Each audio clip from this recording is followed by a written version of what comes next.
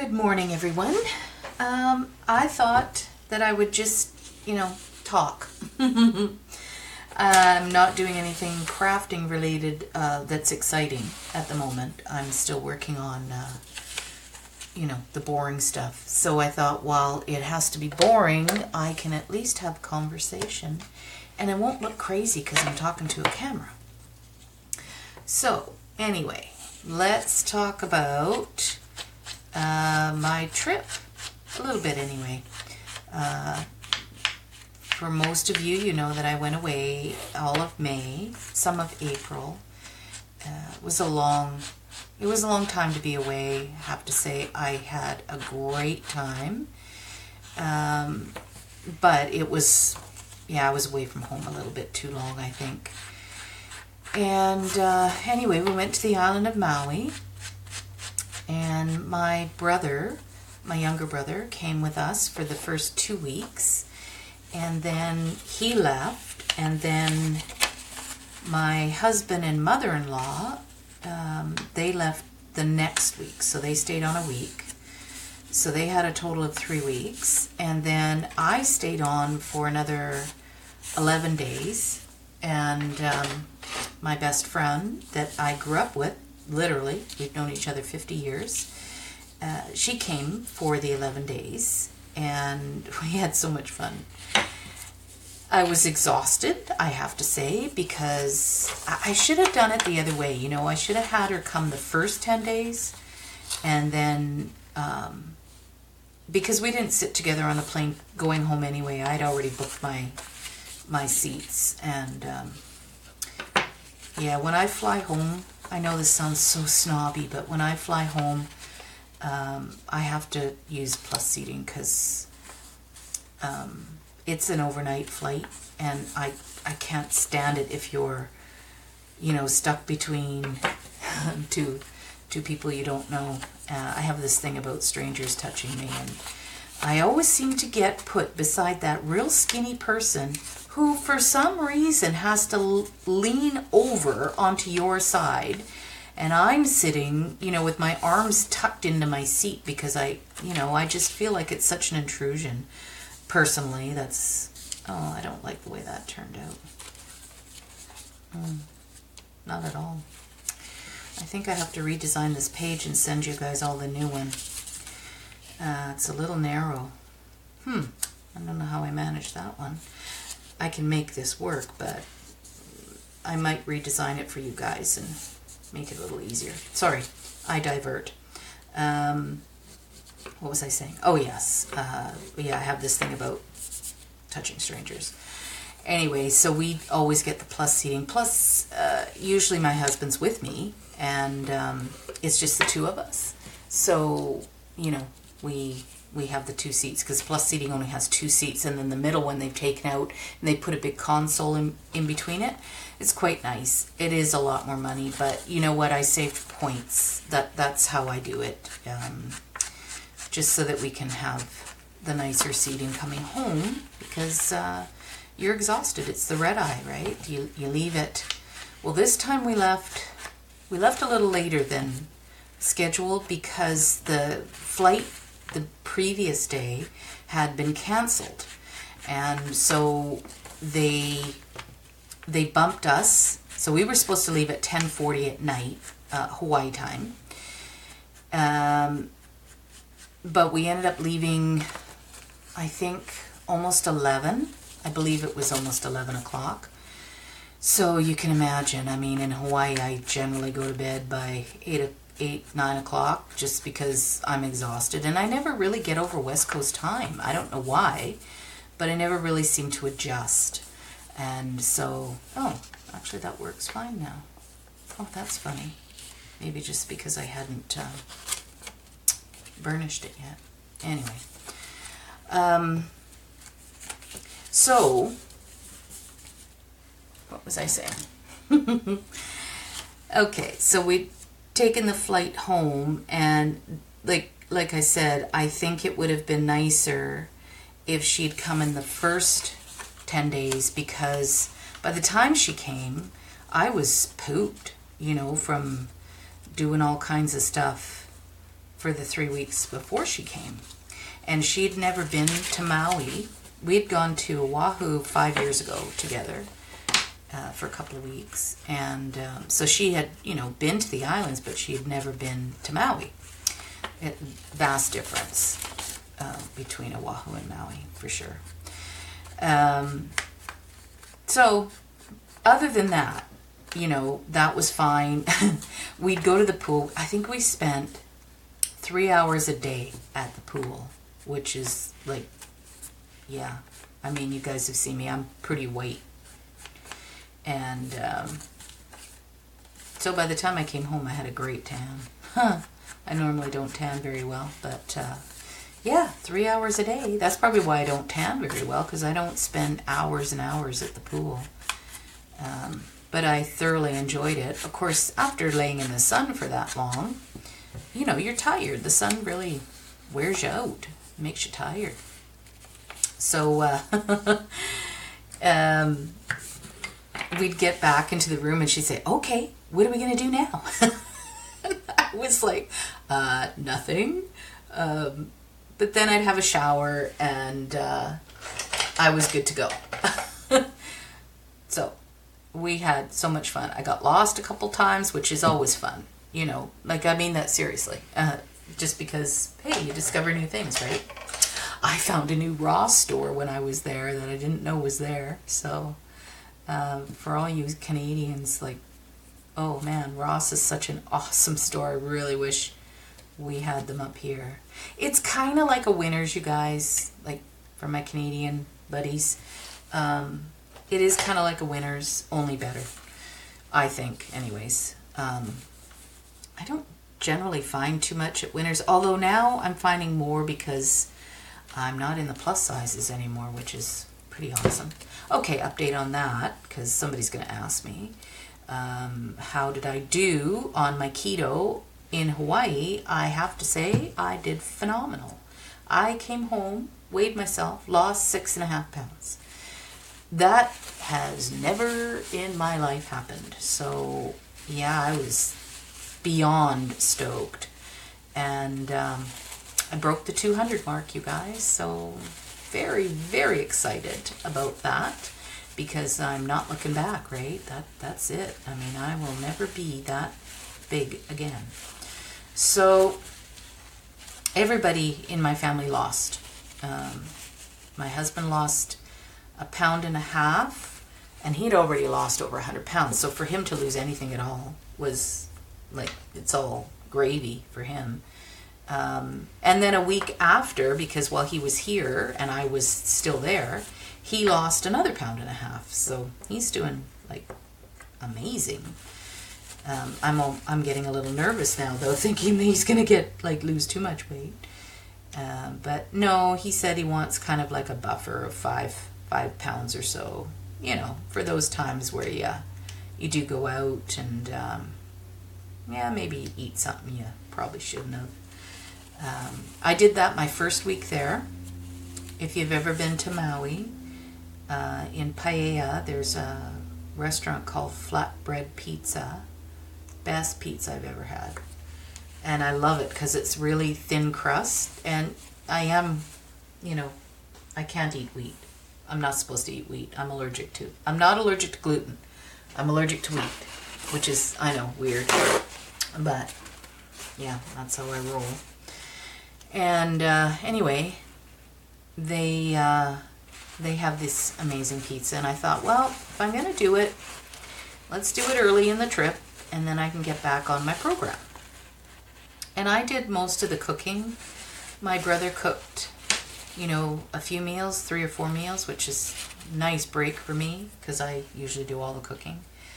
And he's a good cook, too. My husband and him had taken a fishing trip while on Maui, out of Lahaina, and he caught an ono. An ono in Hawaiian means good, but it's an ugly fish, man. It's got the funniest teeth, a lot of teeth.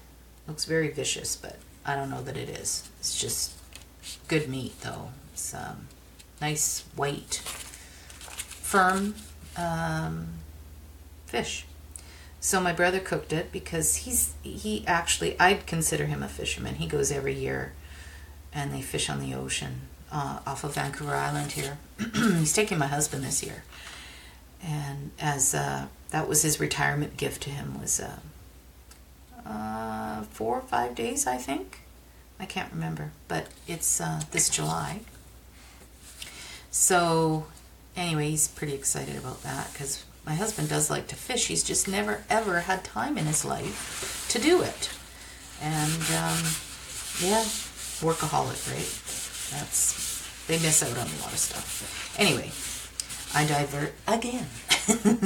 You're going to get that a lot, so be prepared. So then, what else happened? Okay, so my husband and my brother also did a cycling thing. There was a sponsored cycle from one of the bike shops there, and it's they had 2 different versions of it. It's on the same day. You could sign up and do the 100K. I don't know what that is in miles, sorry guys. And the 50K, which, you know, my husband's never really cycled. Like, he spins, and he used to bike to work all the time, but it's different. It's not the same thing. Even he admits that, right? But my brother, he cycles. And so he kind of talked him into it. And, you know, so my husband Ken was like, yeah, you know, let's do it.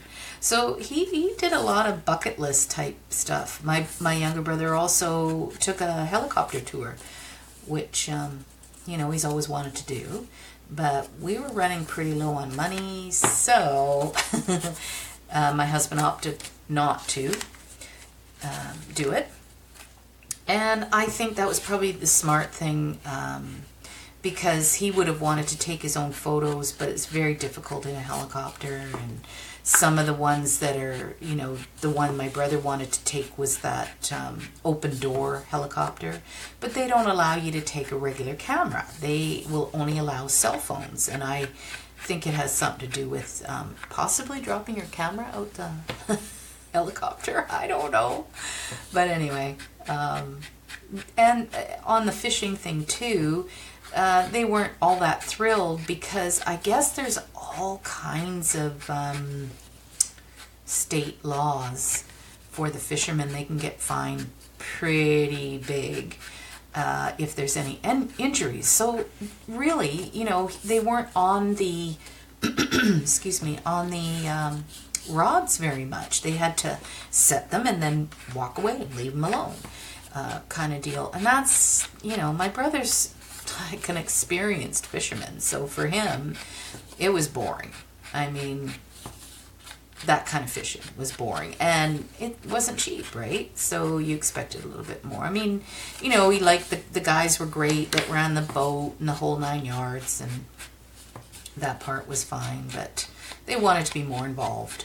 Anyway, lesson learned, right? What else did we do? Oh, they went up to Haleakala, which is the volcano. It's 10,023 feet high. I did it a couple years back. I'll never ever do it again. It's a switchback road. I was in the back seat, and then discovered when I got up to the top that, yeah, I have altitude sickness. So, man, I felt horrendous. Felt like my head was going to explode. And, of course, I was nauseous from being in the back seat and going back and forth and back and forth, you know. So, yeah, I've been there, done that, not doing it again. We didn't get to do our catamaran this time, which, you know, I love going on the catamaran, but I had already kind of decided that I wasn't going to snorkel even if we did. And then the last week we were there, my girlfriend and I, my mother-in-law had emailed me, and she's like, don't go in the ocean, you know, and then she follows it up by 65-year-old man killed by a shark in Ka'anapali. I was in Kihei, So it's about a half-hour drive, but I don't know what it is by ocean. It's probably a lot shorter by ocean. So yeah, I'd already decided I wasn't going in. Yeah, the poor guy, 65 years old, and apparently it bit his wrist, his abdomen, and I forget where else. Three times, which is unusual. You know, shark attacks typically is mistaken identity. They think you're a turtle or a seal. And that's why I don't lay on surfboards either. Yeah, because from underwater with sharks that don't see well, yeah, they can't tell you apart. Stick your arms out laying on a board, you look like a turtle. So anyway, usually what they do is they'll bite you and release you because they can taste you're not what they were looking for. But this one didn't for some odd reason. And the poor guy died. But, so yeah, I pretty much stay out of the ocean when I'm there anyway. Likely this will be our last trip there for a while. One, it was a long trip. I mean, not that I have to go that long, but I think I'm Hawaii'd out for a while, you guys, you know? Yeah, it's super expensive for Canadians to go. Like, the dollar's ridiculous. It's not even 75 cents right now, which, you know, when you consider, I know a lot of Americans that go to Hawaii, they're like, wow, it's expensive here. Yeah, but it's in US dollars for you, so you can imagine what it's like for Canadians, right? Their food, a lot of it is more expensive than here in Canada, and we're not cheap. So, yeah, it's just gotten crazy. We just decided that, I think that's it for a while. What we might do late next year in October is take a cruise along the Pacific coastline here, West Coast. They have a cruise ship that goes out of Vancouver, which is, you know, where I'm from. And it's a round trip, which will be nice. I don't have to cook. I don't have to make the bed. Yeah, it's awesome. You get your entertainment. You know, you get to see the coastline of California. You go all the way up to San Francisco, I believe. And there's Santa Barbara. You stop in Santa Barbara. You stop in LA. And I'm not positive, but I think it comes back and does Vancouver Island and then home. And of course, Vancouver Island's one of our favorite destinations to go. It's expensive for us to go there. You know, it's like $150 round trip for a car and 2 passengers. That's Canadian. It's much cheaper for Americans. They also, if you guys, you know, want to visit Vancouver Island and you live close to Seattle, they have a wonderful ferry that goes right there from Seattle. And you get off and you're walking distance to everything. It's nice. It's a beautiful city. And it's worth, if you're there for, you know, more than a day, it's worth renting a car and traveling further up island and stopping to see some of the things up there, because it is a stunning place. So just, I'm not a travel agent, no. It's just a suggestion. Anyway, sorry, I wasn't even looking up at the camera this whole time, so not that you're interested in me just inking, because it's boring, which is why I'm yattering at you. How much time have I talked? Let's see. Ooh, I'll give you 10 more minutes and then I'm gonna go. Okay, what else? Oh, I almost got beaten up by a local. Not exaggerating either. Oh, I felt so bad. I'm not even joking. I mean, when I'm in Hawaii, you know, I respect their aloha. I respect their culture. You know, I do everything I can not to tick anybody off. But apparently I had cut someone off and I didn't even see them. And, it was kind of one of those things where I had to get into the right-hand lane. So I moved over, I looked, checked my mirrors, I looked over my shoulder, didn't see anybody. And I moved over, and like a few seconds went by, and then a horn went off. Well, you don't hear too much honking in Hawaii unless it's a local saying hi to someone or a tourist, basically. So I figured, tourist, didn't think anything of it. And we were kind of lost for the second time. And so I was pulling over so I could get my GPS out. And we pulled into a parking lot. Well, right next to us was the Bank of Hawaii in another parking lot. There was a big, two separate parking lots, right? And I'm looking down, and my girlfriend and I were, we're looking for the GPS and trying to punch in the address we wanted and whatever. And then all of a sudden I hear this, was it worth it? And this big, I'm pretty sure she's part Samoan, she's coming at me, right? We're sitting in the car, and I had the window down, and she's swearing to beat the band, and of course that alone upsets me. Any kind of vulgar language like that really upsets me, and I just kind of looked at her with a stunned look on my face, I think, and she said, you cut us off, you almost took us out. And she's going on, and every other word was punctuated by, that bad one.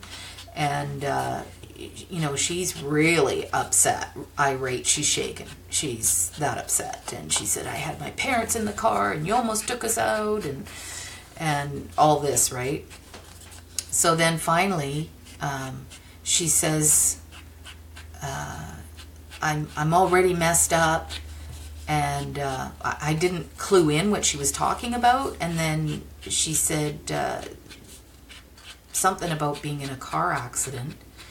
And then I looked at her, because I was just looking at her face the whole time and apologizing profusely and keeping my voice super calm. And, she was, then I looked at her. And her hand was all bandaged all the way up to here. And then I looked at her chest. I mean, she's dark skinned, but you could see on her chest, she was all green with bruises. So I'm assuming that was from a seatbelt. And, then I felt even worse. I just was like, I am so, so sorry. I did not see you. I absolutely did not see you. And then she said, are you stupid or something? And I said, probably. And I was dead serious. And, anyway, she kind of just shook and then walked away, and my girlfriend looks at me, she goes, I cannot believe how calm you were. And I thought, well, I didn't do that on my own, obviously. There was a higher power at work there, because, when I'm confronted, I generally don't keep my mouth shut, like that. But I totally felt it was my fault, completely, 100% my fault. But I discovered that what we were driving the Chevy Equinox.